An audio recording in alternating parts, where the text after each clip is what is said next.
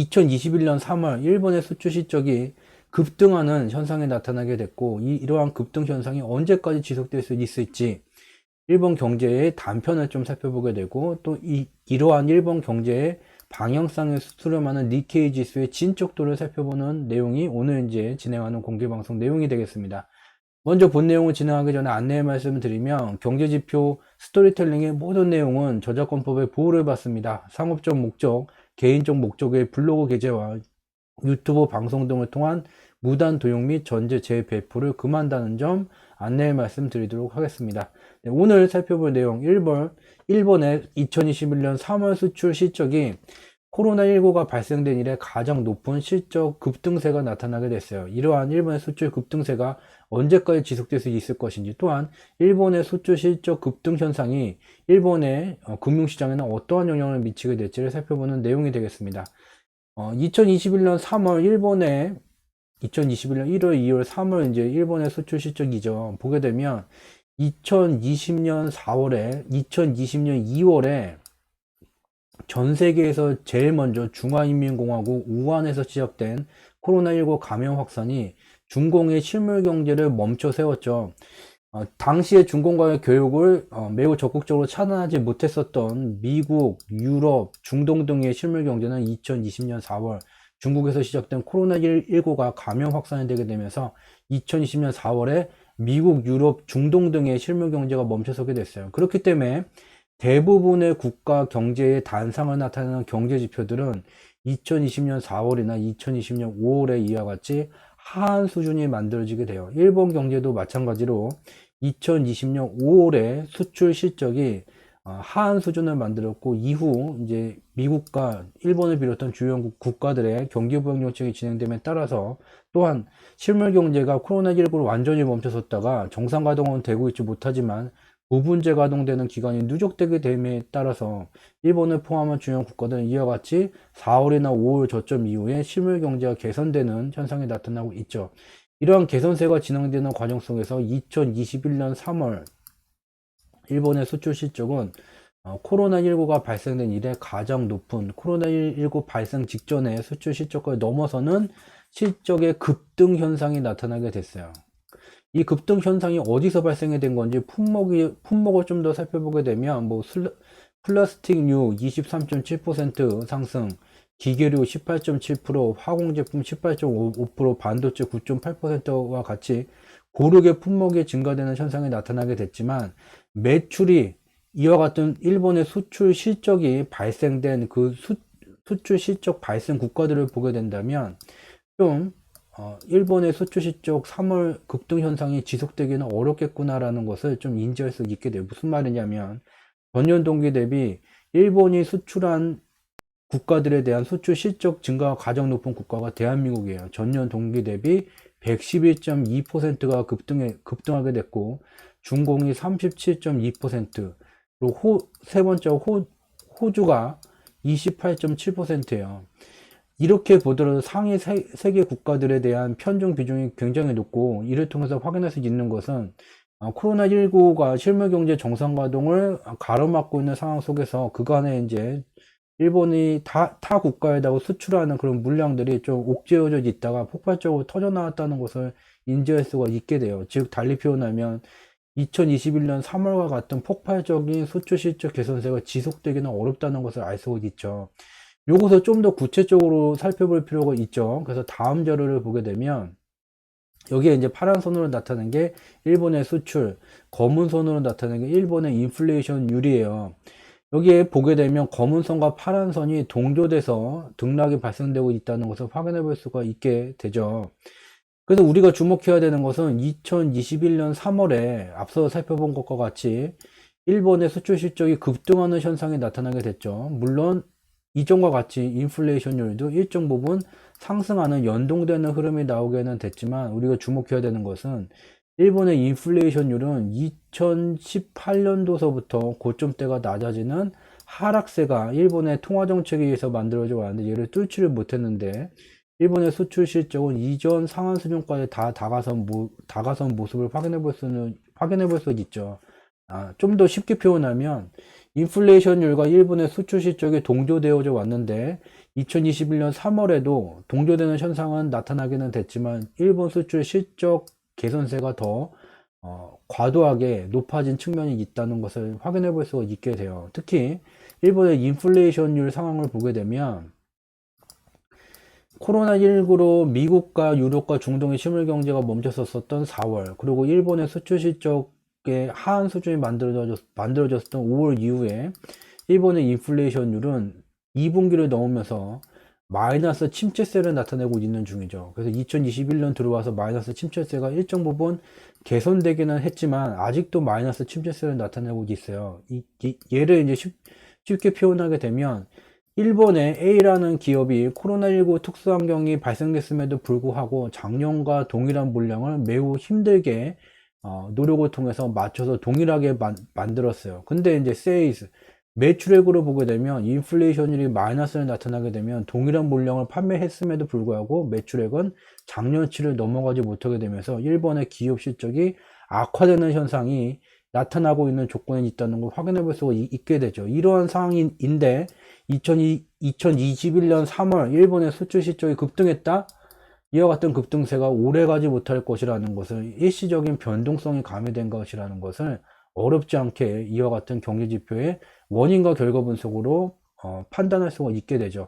여기서 중요한 점이 또 있죠. 일본이라는 국가는 미 달러 대비 엔화 환율 제도를 운영하고 있고, 대부분의 국가들은 미 달러를 환율 제도 근간으로 활용하고 있는 국가들은 실물 경제의 물물 교환을 위한 매개체로서 이와 같은 미 달러를 자국 환율 제도의 근간으로 사용하고 있기 때문에 미국의 중앙은행 또는 미국의 통화정책이 경기 부양을 위해서 미달러 유동성을 증가시키게 된다면 안정적인 환율을 유지하기 위해서, 왜? 실물경제 물물 교환을 위해서, 안정적인 환율을 유지하기 위해서 미달러 유동성의 증가분만큼 비례적으로 유동성을 늘리게 되게 돼요. 유동성이 증가되게 됐다면 이 마이너스 침체세가 나타날 수가 없는데, 이와 같은 마이너스가 나타나게 된 것이 혹시 미달러 유동성이 2020년 2분기까지만 증가가 되고 그 뒤에 침체를 나타냈기 때문에 이에 연동돼서 일본의 인플레이션율이 침체된 것이 아닌가, 요것을 확인해 봐야지 되겠죠.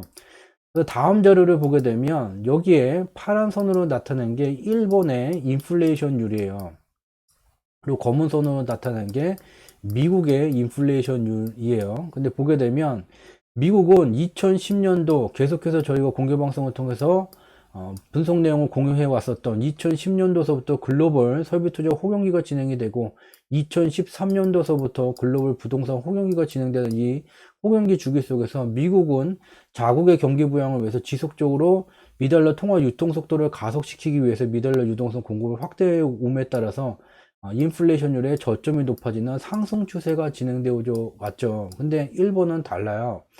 2014년 전후로 일본의 인플레이션율은 엔화 유동성 공급이 제한되게 되면서 고점이 낮아지는 하락 추세가 진행되어져 왔죠. 그리고 그 뒤에도 2020년 코로나19 환경 속에서도 미국은 미달러 유동성 공급 확대를 지속해온 반면에 일본은 이와 같은 하락 추세, 엔화 유동성을 적극적으로 미국과 달리 공급하지 못해야 되는 말 못할, 참 말하고는 쉽지만 말을 하지 못하는, 말 못하는 고민이 있는 듯 해요.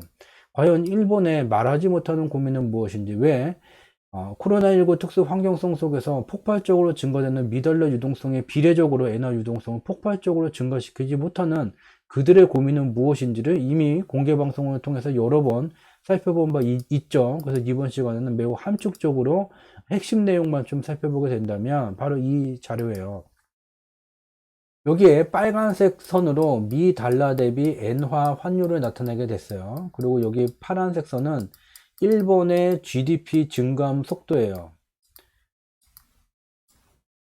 GDP 증감 속도를 나타내게 됐고, 여기에 이제 미 달러 대비 엔화 환율의 라이프 사이클을, 수명 주기를 이제 나타나게 됐죠.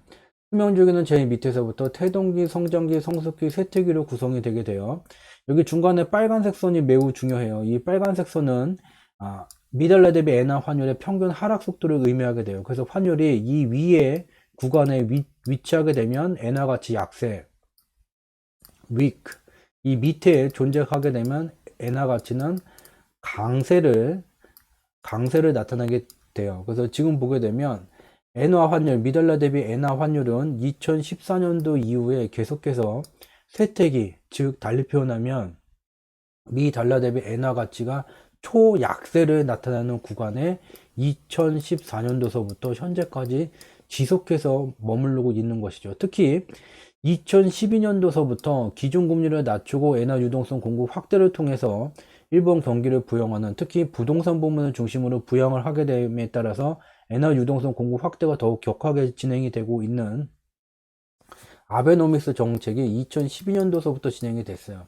이 정책이 진행이 되게 됐을 때는 미달러 대비 엔화 환율은 강세 구간에 위치하고 있었죠. 근데 엔화 유동성 공급 확대가 진행되게 됨에 따라서 2014년도서부터 엔화 가치가 초약세 구간에 머물게 되고, 여기서부터 2014년 이후서부터 엔화 유동성 공급 규모가 제한됨에 따라서 일본 경제의 단상을 나타나게 되는 주요한 경제 지표의 실적 둔화 내지 침체세가 현재까지도 지속되어져 오고 있죠.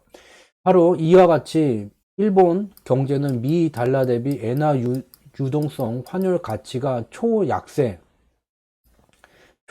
구간에 머물고 있기 때문에 미국과 달리 엔화 유동성 공급 규모를 적극적으로 확대를 하지 못하는 제한된 조건에 있죠. 바로 이 2014년도서부터 주요한 일본 경제의 단상을 나타내는 경제지표의 실적 개선세가 둔화 내지 침체를 나타나게 됐다면 그와 같은 경제의 방향성을 수렴하는 것이 바로 주식 가격 지수라는 거죠.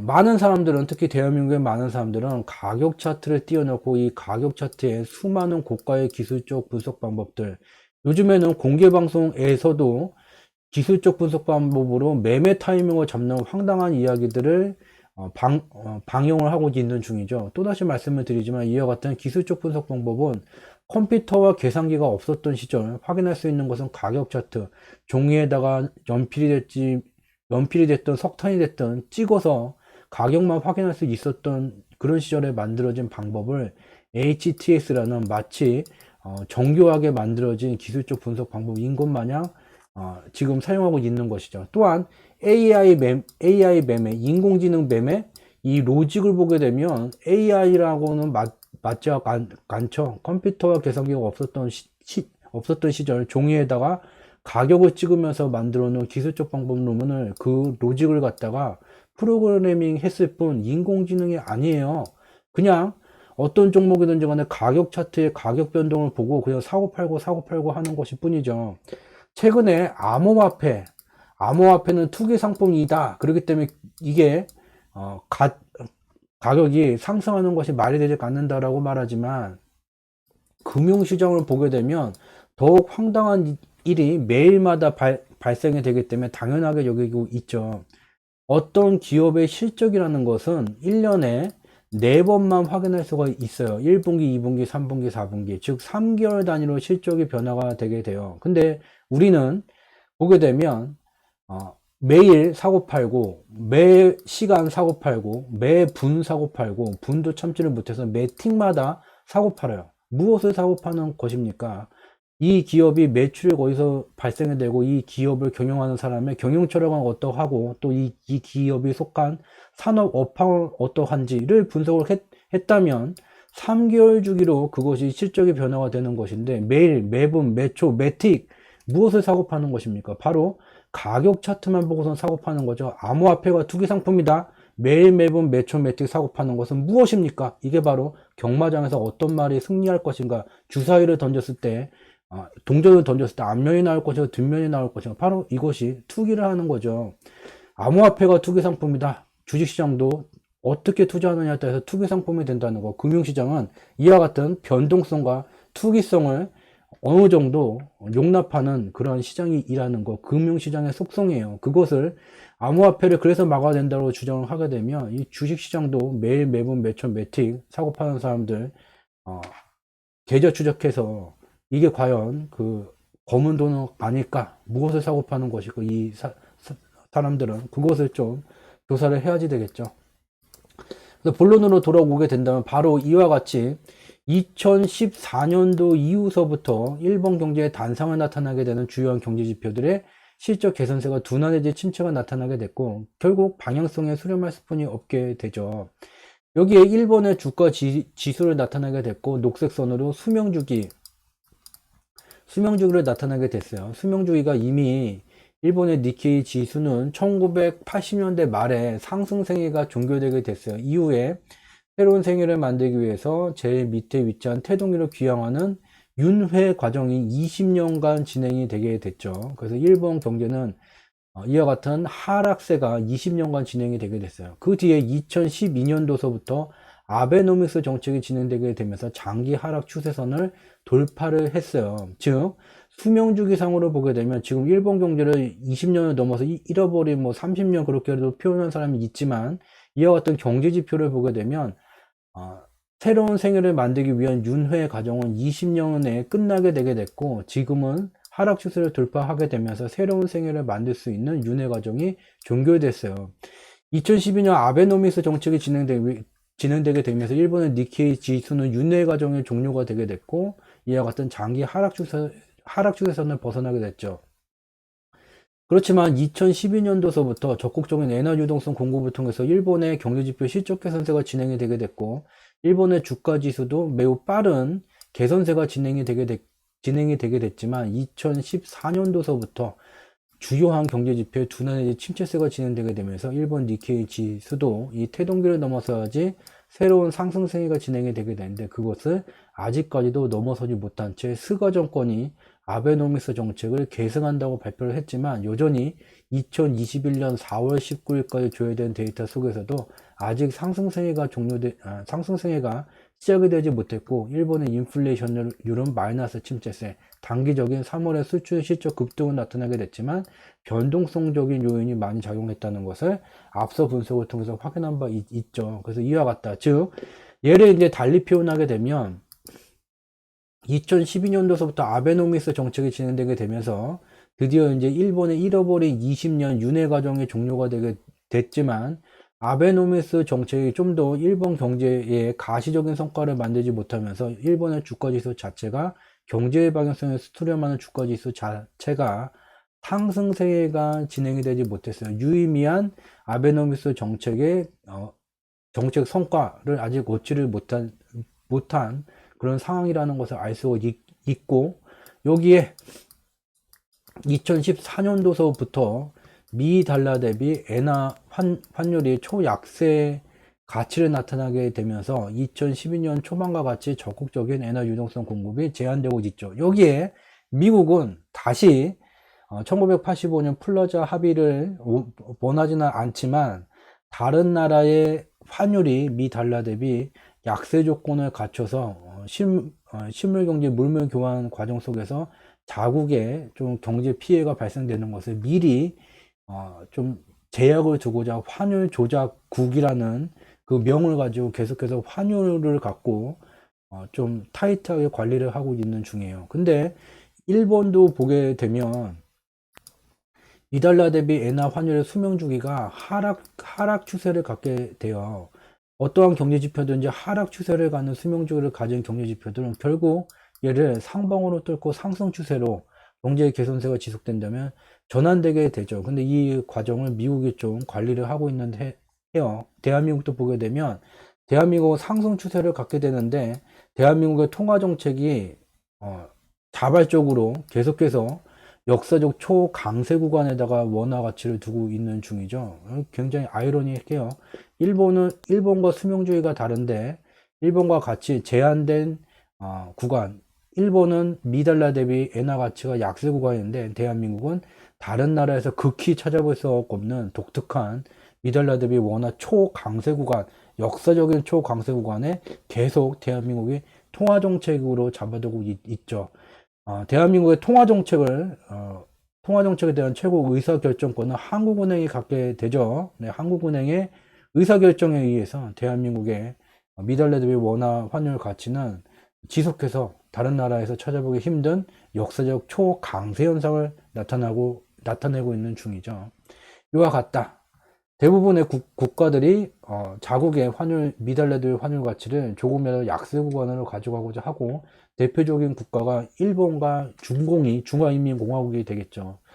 요와 같은 흐름이 진행되고 있다. 그래서 2021년 3월 일본의 수출 실적 급등세는 변동성적인 영향이 많이 미치게 되게 됐고, 일본은 결국은 좌우의 통화 정책, 그리고 2014년도서부터 미달러 대비 엔화 환율 가치가 초약세 구간에 놓이게 되면서 미국이 어떻게 나오든 말든 간에 미친 척하고 얘를 상승 추세로 전환을 시키느냐, 전환을 시키지 않게 된다면 주요한 경제 지표들 실적 개선세가 둔화 침체세가 지속되게 되면서 이 기간이 누적되게 되면 결국은 상승세가 진행되지 못하게 되는, 즉 가시적인 아베노미스 정책이 성과를 얻지 못하게 되는 현상을 지금 지속 유예 기간을 스스로 두고 있다는 점을 눈으로 직접 확인할 수 있게 되고, 그래서 일본 니케이 지수, 일본 주식시장에 투자하는 것이 적절한가? 매일마다 사고 팔고 매분마다 매틱마다 사고 팔고자 한다면 이러한 분석 내용하고는 전혀 상관없이 가격 차트를 기준으로 하면 되지만, 일정 규모가 넘어서는 돈을 운용을 하기 때문에 매분 매초 매틱 사고 팔기 힘들다면 이와 같은 숫자로 표현된 경제지표의 원인과 결과 분석이 말해주고 있는 방향성을 살펴보게 된다면 일본 니케이에 투자하는 것보다는 상승 추세가 진행되고 있는 다른 곳에, 실적 개선세가 강화되고 있는 다른 곳에 투자하기에 적합하다는 점을 인지할 수 있게 됩니다. 오늘 준비한 내용은 여기까지였습니다. 국세검색청에다가 저희 경제지표 스토리텔링이라고 검색을 하시게 되면 여기에 이제 우리가 사는 세상 바로 보기 블로그라는 게 나오게 돼요. 이 블로그에 보게 되면 오늘 이제 포스팅한 내용이 있죠. 4월 미국 옵션 만기 후 첫 거래일 방향성과 변동성, 이 내용을 좀 참고를 하시면 이번 주서부터 어떠한 장세가 진행이 될 것인지를 아주 명확히 알 수 있죠. 4월 19일 이제 거래 내용을 보게 되면 다우존스도 소폭 마이너스, S&P 500도 소폭 마이너스, 나스닥은 1% 가까운 마이너스. 저번 주 금요일로 미국의 4월 옵션 만기가 끝났으면 이 미국의 파생시장 만기 변동성 주간이 끝난 건데, 그럼 방향성을 회귀해야 되는 건데 왜 마이너스가 나왔을까? 이것이 다시 조정세가 깊어지는 것일까? 아니면은 2020년 3월 20일 미국의 선물 옵션 만기 이후 지속되고 있는 상승 추세의 방향성으로 전환이 되는 것일까? 그 해답은 이 미달러 가치 지수라는 게 가지고 있죠.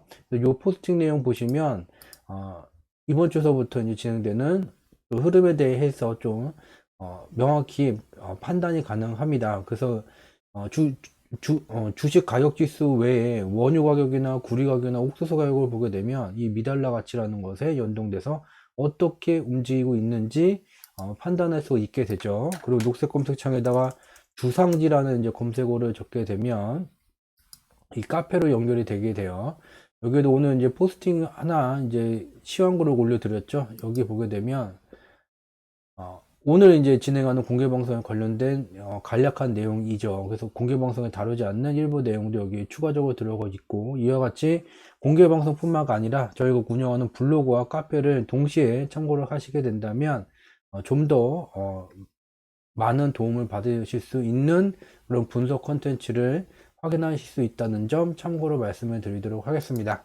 주무시기 전까지 소중한 여가 시간을 투자해 주신 여러분들을 위해서 조금이라도 도움될 수 있는 양질의 컨텐츠를 갖고 다시 찾아뵙도록 하겠습니다. 저희는 지독, 중독, 고독의 3독의 정진을 통해서 지속해서 양질의 컨텐츠를 제공드릴 것을 약속드리고, 저희가 진행하는 3독의 정진의 마지막 단계는 여러분들의 구독이 된다는 점 안내 말씀드리면서 오늘 방송은 여기서 마치도록 하겠습니다.